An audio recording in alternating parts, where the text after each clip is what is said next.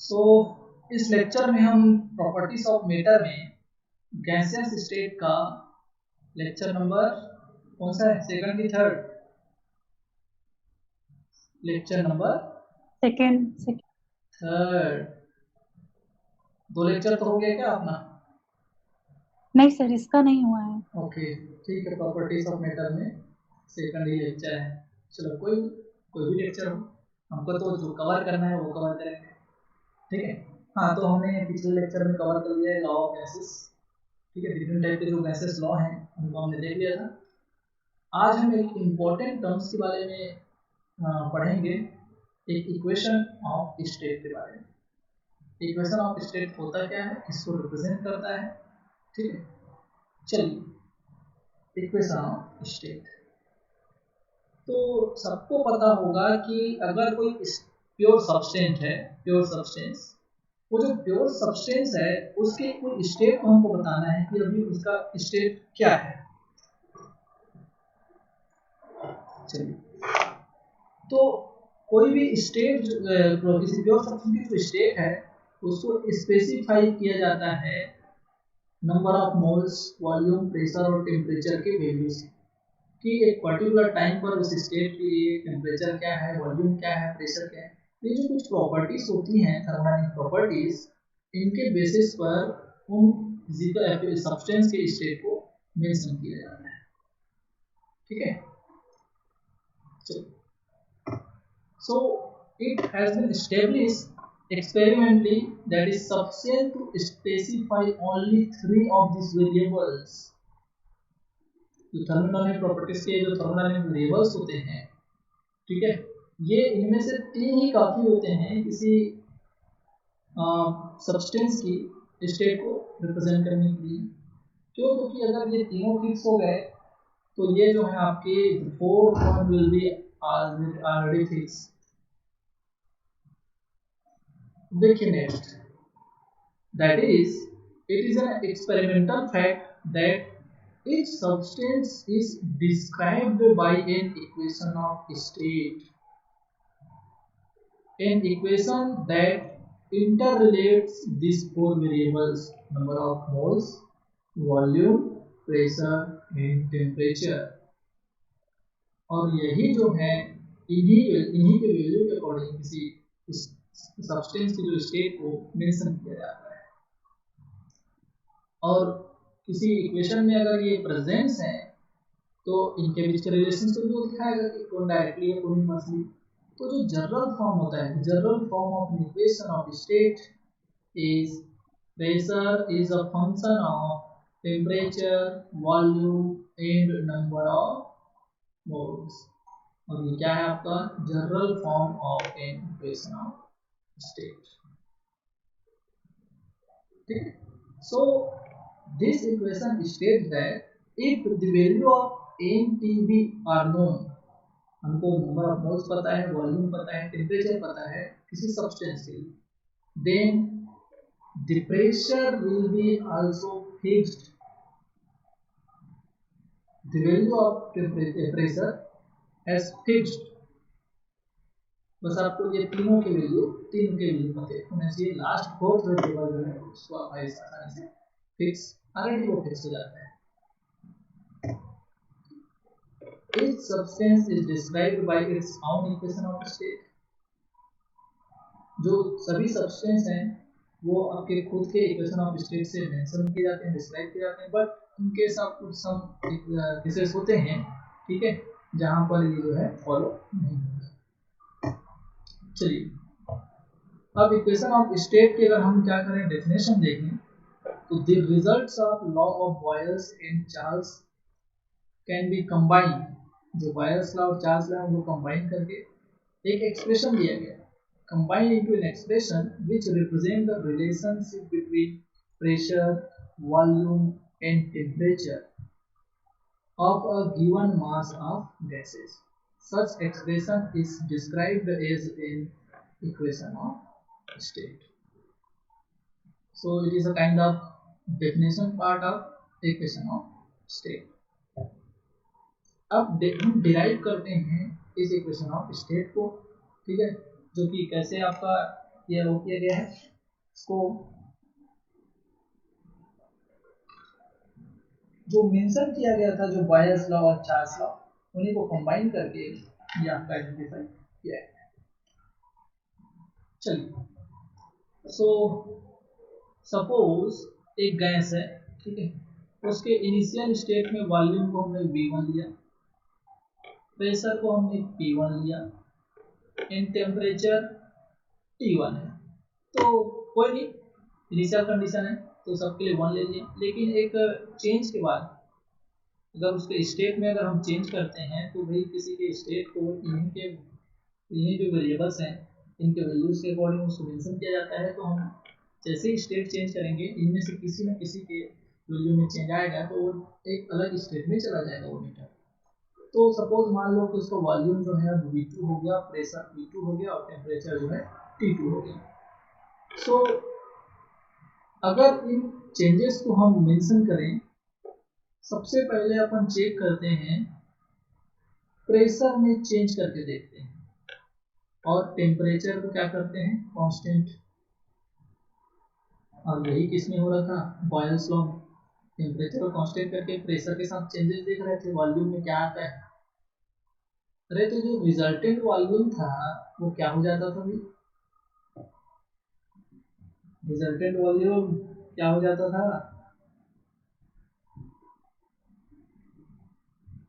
ठीक है। चलो, ये volume is inversely proportional to pressure ही तो था, अभी तो बढ़ाया यस सर। ठीक है। तो ये जो प्रेशर में जब हम चेंज किए तो वॉल्यूम में क्या चेंजेस आ रहा है उसको मेंशन करते हैं। तो सिंपल सी बात है, चलो मान लो कि V1 था और V1 इज इक्वल टू हो जाएगा ये 1/P1 या कोई प्रोपोर्शनलिटी कांस्टेंट ले लो K, और ये हो जाएगा आपका V2 और ये K और P2। क्यों, क्योंकि ये जो आपका K है वो तो कांस्टेंट होगा ना, ठीक है।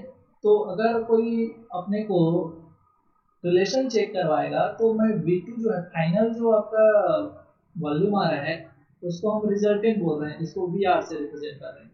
तो ये दोनों K तो दोनों तरफ है, तो अल्टीमेटली ये तो वही बात हुई कि V1 P1 is equal to K है, और यहाँ पर V2 को मैं VR से लिखाऊंगा तो VR, और यहाँ पर P2 VR P2 is equal to K है।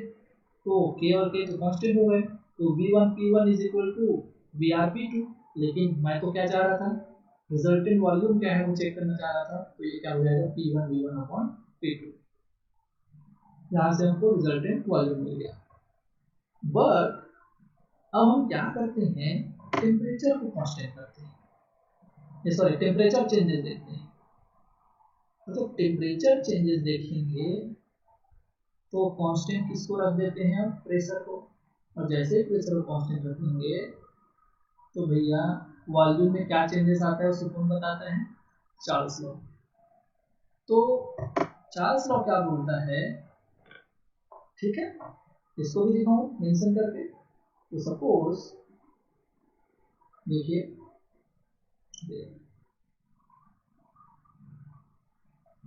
चलो चार्ल्स लॉ क्या बोलता है, volume is directly proportional to temperature. तो ये क्या हो जाएगा, V1 T1, और अगर ये V1 upon T1 is equal to constant होता है तो वैसे ही तो V2 upon T2 is equal to भी कॉन्स्टेंट हो जाएगा, और V2 को हम क्या बोल रहे हैं, VR।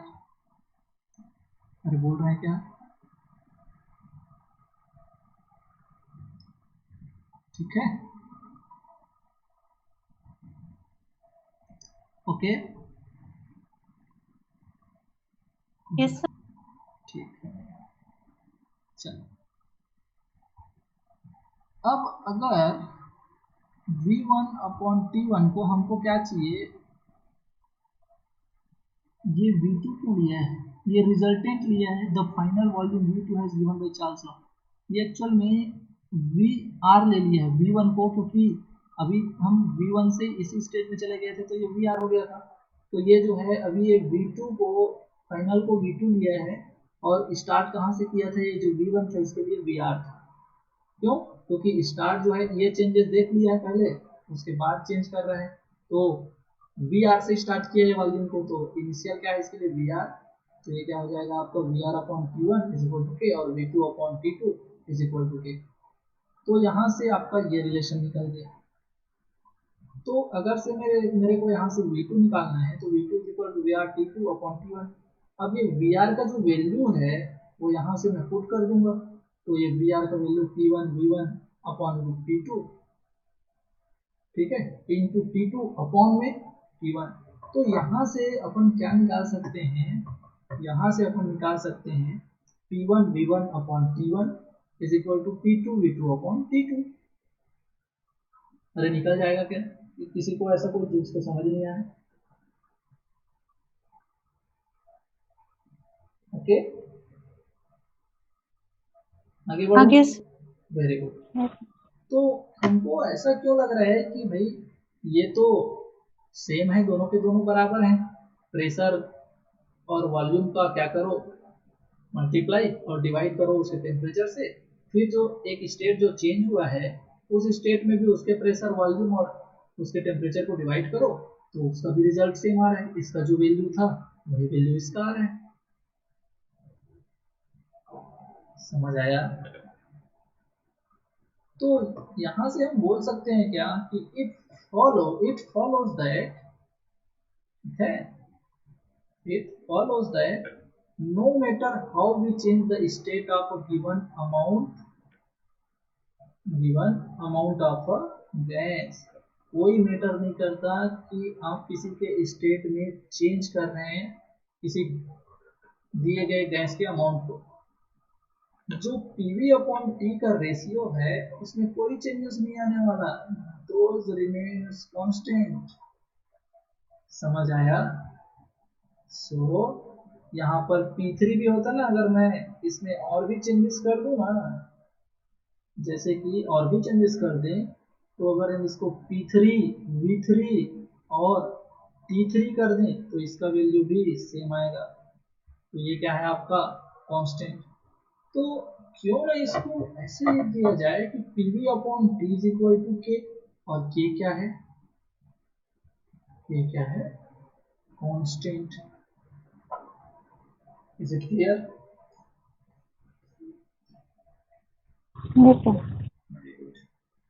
अब K का हम वैल्यू देखते हैं, K को हम कैसे रिप्लेस कर सकते हैं। तो यहाँ पर अब बात करते हैं यूनिवर्सल गैस कांस्टेंट की, ठीक है, क्योंकि K जो है वहाँ पर हमको यूनिवर्सल, जब आइडियल गैस देखते हैं तो वहाँ पर हमको K नहीं दिखाई देता, हमको वहाँ पर कुछ और दिखाई देता है, और वो कांस्टेंट जो है वो आपका यूनिवर्सल गैस कांस्टेंट दिखाई देता है।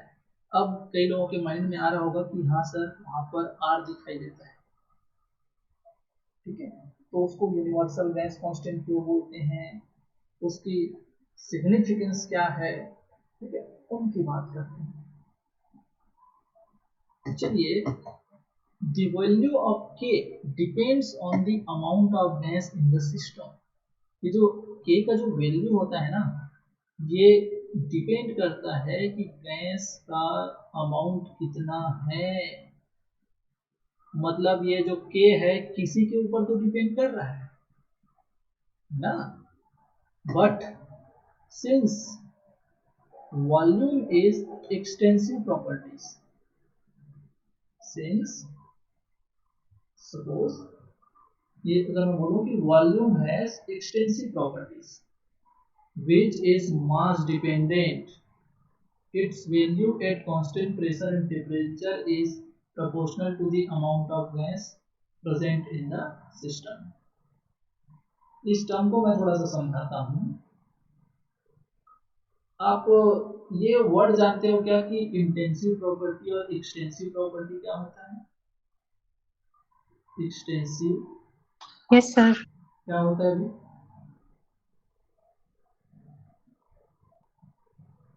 क्या होता है? एक्सटेंसिव प्रॉपर्टी है इंटेंसिव प्रॉपर्टीज।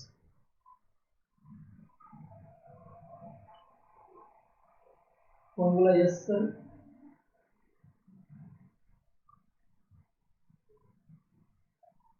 कौन बोले यस सर करके? सर मैं शाजिया।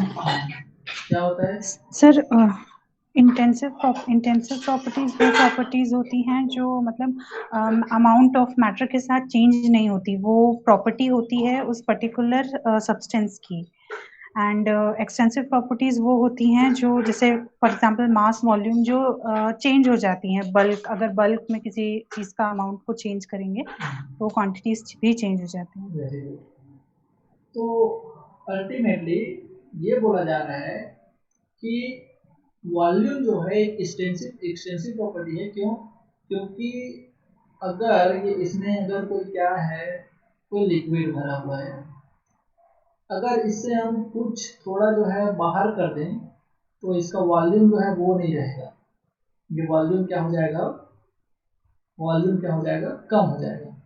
तो वॉल्यूम जो है डिपेंड कर रहा है मास के ऊपर, उसके अमाउंट ऑफ मैटर के ऊपर। तो ये क्या हो जाएगा आपका एक्सटेंसिव प्रॉपर्टी। इंटेंसिव कब होता? जैसे कि सपोज मान लो कि बॉइलिंग पॉइंट ना। अब चलो अगर वाटर का ले लें, वाटर, तो वाटर का बॉइलिंग पॉइंट अगर 100 डिग्री है तो चाहे तुम इसको 50 लीटर ले लो, चाहे 100 लीटर ले लो, इसका बॉइलिंग पॉइंट तो वही रहेगा, रहता है क्या? समझ आ रहा है मैं क्या बोलना चाह रहा हूँ? Yes sir, yes sir. तो ये क्या है, आपका अमाउंट के ऊपर डिपेंड नहीं किया। ये बोलता है तुम एक बूंद को भी अगर वाटर लोगे तो उसका भी बॉइलिंग पॉइंट जो है 100 डिग्री से। अलग बात है कि उस 100 डिग्री तक वो बहुत जल्दी उसको रीच कर जाएगा, है ना, तो वो अलग मैटर है। लेकिन 100 डिग्री ही उसका बॉइलिंग पॉइंट है, उसी डिग्री पर वो क्या करेगा, बॉइल होगा। Is it clear? Then this property is called intensive properties. Okay, ठीक है। Yes sir. तो आगे बढ़ते हैं। The K must also be proportional to the amount of gas because P and T are intensive properties. Pressure and temperature are not depends on amount of the meter. So ये जो आपका K है, we can express this by writing K is equal to NR, जहाँ पर आप बोल सकते हैं, अब मैं इस K को मैं दिखा सकता हूँ कि ये जो है अमाउंट ऑफ N के ऊपर डिपेंड कर रहा है। ओके, क्यों? यहाँ पर इस K को प्रोपोर्शनल होना चाहिए था इसके अमाउंट ऑफ गैस के, और इसको ये इक्वेशन जो है उसको रिप्रेजेंट कर रहा है। तो इस K को हम रिप्लेस कर देंगे NR से, ठीक है। और देखिए यहाँ पर इन विच N is the amount of gas is given volume of gas, R is independent of all variables and is therefore a universal constant. Thus we have the general gas law, PV is equal to nRT, where R is the universal gas constant। और gas constant के साथ साथ ये जो universal term लगा हुआ है, ये एक ऐसा कांस्टेंट है जिसका किसी के ऊपर या किसी वेरिएबल्स के ऊपर डिपेंड नहीं करता, ठीक है। इसका वैल्यू जो है सो है, हाँ इन टर्म्स ऑफ यूनिट ये चेंज हो सकता है, लेकिन किसी वेरिएबल्स के ऊपर ये डिपेंड नहीं करता। समझ आया? इसलिए this are called universal gas constant, ठीक है। अब देखिए फिजिकल सिग्निफिकेंस क्या है यूनिवर्सल गैस कांस्टेंट का। तो ये जो यूनिवर्सल गैस कांस्टेंट जो इक्वेशन में R is equal to PV upon NT निकाल सकते हैं, PV is equal to NRT था, तो वहाँ से R आप कैलकुलेट कर सकते हैं। Thus it has the unit, जो यूनिट आपका प्रेशर का है, वॉल्यूम का है, उनको सब डिवाइड कर देंगे नंबर ऑफ मोल्स का यूनिट और टेम्परेचर का यूनिट।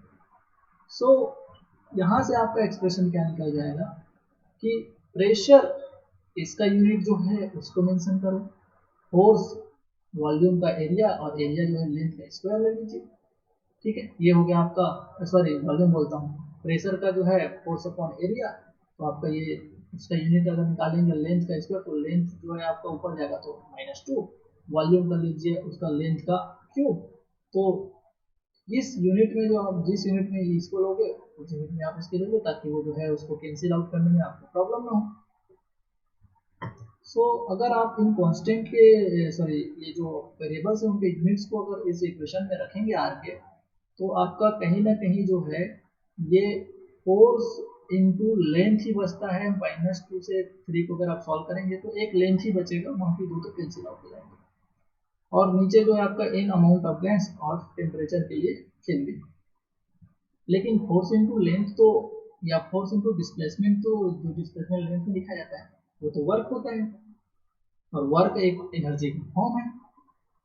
तो आर को हम इसका सिग्निफिकेंस को और कैसे समझा सकते हैं, इनको और कैसे डिफाइन कर सकते हैं? तो इसको डिफाइन किया जाता है the dimension of R are energy. ये एक एनर्जी का टर्म दिखा रहा है, इसको देखो, energy per mole per kelvin, and hence it is represent the amount of work or energy that can be obtained from 1 mole of gas when its temperature is raised by 1 Kelvin। क्यों?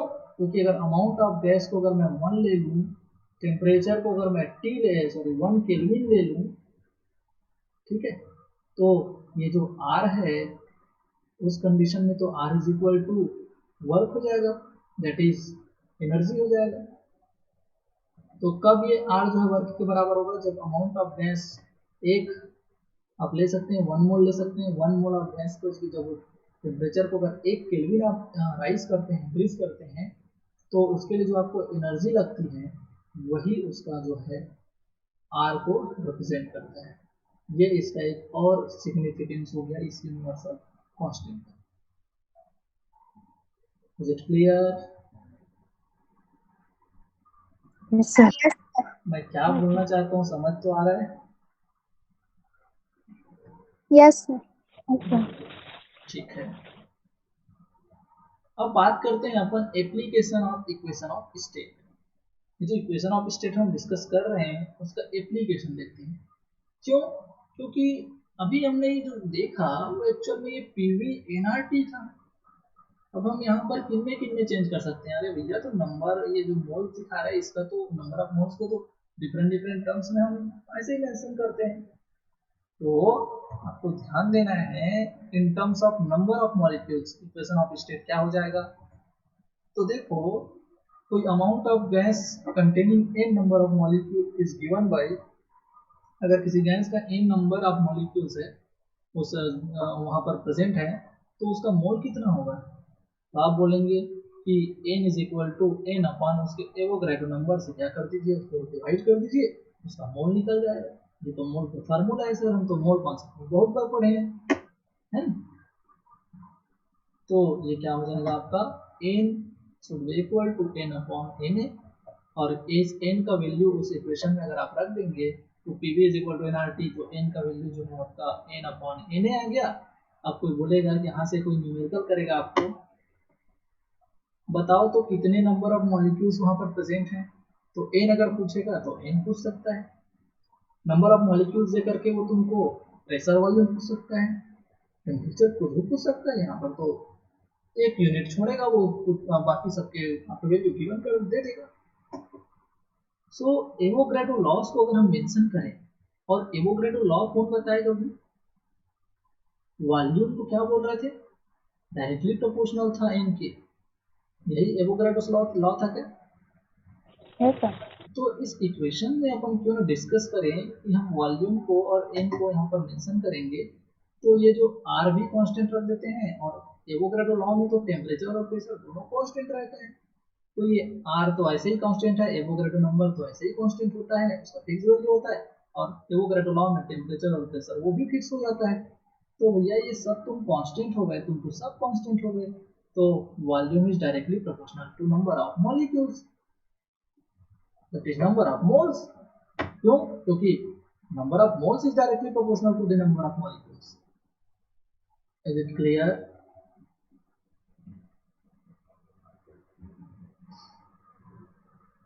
ठीक है? Yes sir. अब कोई किसी के दिमाग में होगा सर मोल कॉन्सेप्ट में तो हम एक और चीज पढ़ते हैं sir, n is equal to W upon ma। ये W/M molecular weight upon molar mass है नहीं। Yes, sir. तो क्यों ना हम वहां से आपको ऐसा भी क्वेश्चन पूछ दे कि W पूछ दे या मॉलिक्यूलर वेट पूछ दे।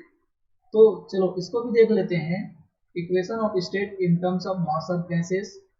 तो हम सबको पता है कि n is equal to small m upon m, ठीक है, जो है ये वेट को दिखाता है, ये मॉलिक्यूलर वेट को दिखाता है, ठीक है।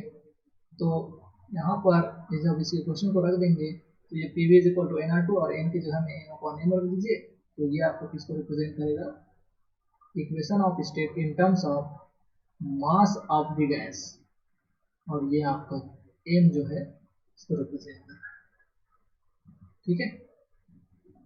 चलो क्वेश्चन है आपके लिए, estimate the number of gases molecule left in volume of 1 mm cube if it is pumped out to give a vacuum of 10 to the power minus 6 mm Hg at 298 Kelvin, ठीक है। सो अगर आप solve करते हैं तो मेरे ख्याल से आप आसानी से सॉल्व कर सकते हैं। आपको वॉल्यूम दिया गया है 1 mm क्यूब, उसको डायमीटर में चेंज कर लिए, ठीक है, तो डायमीटर में चेंज हो जाएगा। प्रेशर दिया है आपका 10 to the power minus 6 mm Hg, इसको जब आप किलो पास्कल में कन्वर्ट करेंगे तो इन सबको ये आपका एक कांस्टेंट, एक नॉर्मल टेम्परेचर प्रेशर आपका जो है आपको इतना जो है किलो पास्कल 25 डिग्री सेंटीग्रेड पर होता है, जो कि यहाँ पर 298 केल्विन उसी को तो रिप्रेजेंट कर रहा है। तो इससे आपको जब आप जो गिवन वैल्यू है उसको इससे जब आप मल्टीप्लाई करते हैं तो आपका ये किलो पास्कल में वैल्यू निकल जाता है।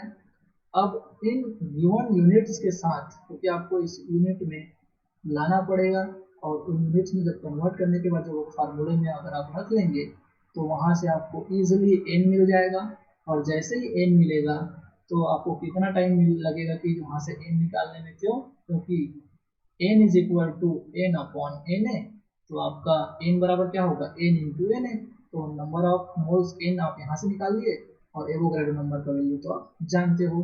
तो यहाँ से अगर आप इस क्वेश्चन को सॉल्व करते हैं तो n का वैल्यू जो है, नंबर ऑफ मॉलिक्यूल जो है आपको सॉल्व हो जाएगा, ठीक।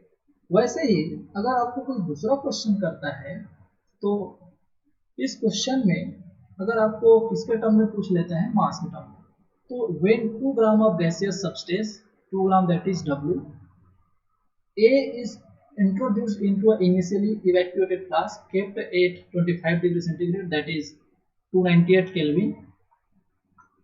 The pressure is found to be 101.325 kilo pascal. देखिए 25 डिग्री पर ये जो प्रेशर ये होता है। The flask is evacuated and 3 gram of B is introduced। उसमें आपका जो फ्लास्क में ये जो आपका 3 ग्राम B डाला जाता है, that is WB and that is WA। The pressure is found to be 50.6625 kilo pascal at 25 degree centigrade. Calculate the ratio Ma upon Mb। तो कोई बच्चा भी जान जाएगा कि यहाँ भी 25 डिग्री सेंटीग्रेड है, यहाँ भी 25 डिग्री सेंटीग्रेड है, that is T is constant, T is constant, ठीक है। रेशियो किसका पूछा है आपको, रेशियो पूछा है Ma और Mb का। तो आपको तो रिलेशन पता होगा कि क्या होता है भाई, PV is equal to small m upon capital M, और क्या होता है RT। T तो कांस्टेंट है क्योंकि रेशियो निकालना है, तो भाई कहीं ना कहीं आप कहाँ जाओ, Ma अपॉन Mb, और यहाँ से अगर ये Ma हो जाएगा, ये Ma हो जाएगा, ये उसके लिए प्रेशर हो जाएगा, जो प्रेशर दिया है आपका वॉल्यूम हो जाएगा। तो जब ऐसे आप सॉल्व करते हैं इस क्वेश्चन को तो अल्टीमेटली ध्यान देना, for the ideal gas equation, ये आपका इक्वेशन होता है, ठीक है। यहाँ से ये m निकाल लिए। अब इस m में गिवन m जो है आपका स्मॉल m जो A के लिए 2 ग्राम है, B के लिए जो आपका 3 ग्राम है, और आपका R तो यूनिवर्सल कांस्टेंट है, टेम्परेचर जो भी कांस्टेंट दिया है यहाँ पर, ठीक है। प्रेशर जो है उसमें चेंजेस है, तो यहाँ पर देख लीजिए ये आपका जो है एम ए निकल जाएगा, डब एम स्मॉल एम ए के जगह में आपका 2 ग्राम जो डब्ल्यू ए दिया था वो है, वैसे ही एम बी में आपका जो है 3 ग्राम दिया था, जो स्मॉल एम बी था वो दिया है, ठीक है। अब यहाँ से आप इसको आपको करना क्या, सिर्फ इसका रेशियो निकालना है, M A upon M B, R से आर खत्म होगा, टी से टी खत्म होगा, वॉल्यूम से वॉल्यूम खत्म होगा, प्रेशर के साथ रिलेशन देखना था, तो ये जो है आपका रेशियो जो है 1/3 आता है। अरे समझ आया? Yes sir. Very good. तो सिंपल सा है लेकिन बहुत बढ़िया क्वेश्चन है। ऐसे क्वेश्चन जो हैं पूछे जाते हैं कोई भी कॉम्पिटिटिव एग्जाम्स वगैरह में, ठीक है, क्योंकि कोई हार्ड क्वेश्चन भी नहीं है, लेकिन अगर आप अप्रोच नहीं कर पाते हैं तो यहाँ पर ये क्वेश्चन बहुत हार्ड भी हो जाते हैं। अगर आपको मॉलिकुलर मास के टर्म में, आपका जो वेट ऑफ गैसेस के टर्म में, आपका जो अगर इस इक्वेशन ऑफ स्टेट आपको याद नहीं है तो आपको दिक्कत हो जाए, ठीक है। चलिए, तो आज यहीं तक पढ़ते हैं। कल मैं पढ़ाऊंगा आपको पार्शियल प्रेशर और पार्शियल वॉल्यूम का कॉन्सेप्ट्स, ठीक है, ओके।